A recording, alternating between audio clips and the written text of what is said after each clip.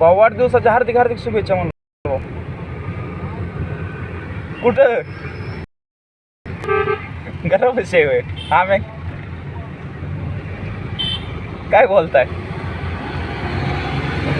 आम्ही कटपळ मध्ये. बरं चालतंय. हा आई जो तहसीलदाराने पिया चालू केली म्हणले आपल्यासारख्याचा काय विषय काय ते झाला सगळं कुठे येतच. हा मी फोन केला आता म्हटलं भाऊ म्हणतो शुभेच्छा भाऊ. ओके घरापाशी आहे भाऊ. ओके पियाला चालू केली भाऊनी. भाऊ पियत होता झालंय बरं का. त्याचा बारका भाऊ आहे ना सकाळच्या 6ला त्याला 10 काढ्या त्याला 90 लागायची नंबर 1ची.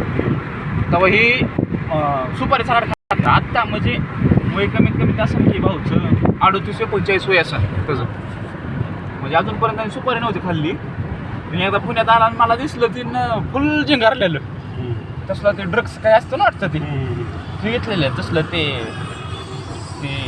काय म्हणतात त्याला माणिकचंद तसला बघा शिरा काहीतरी होता बघा त्यात मिक्स करून खायची. म्हणजे काय खाताय भाऊ म्हणलं काय नाही मला द्या.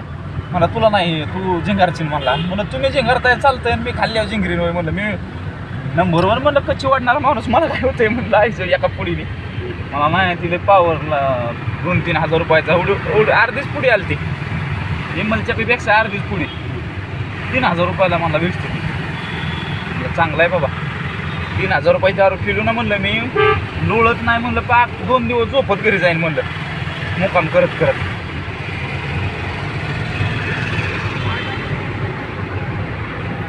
पुराना यारो हमारी नदी है कमजोरी है.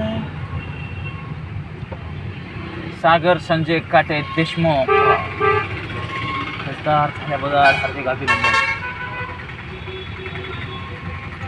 पाहुणं का मध्ये उभा केलाय म्हणा तुम्ही.